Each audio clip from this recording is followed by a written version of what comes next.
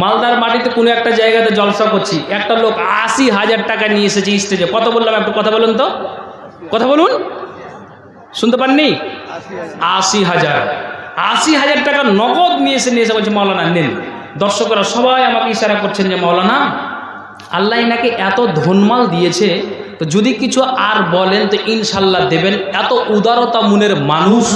তখন আমি বলছি ভাই শুনেন, আসলো আমি বলছি যে আপনি ৮০ দিলেন, তো আর ২০,০০০ টাকা দিয়ে আপনি ১ লক্ষ করেন তো বলছে জান দিয়ে দিলাম আলহামদুলিল্লাহ। আমি যে সুবহানাল্লাহ বলুন, হ্যাঁ একটু দাঁড়ান।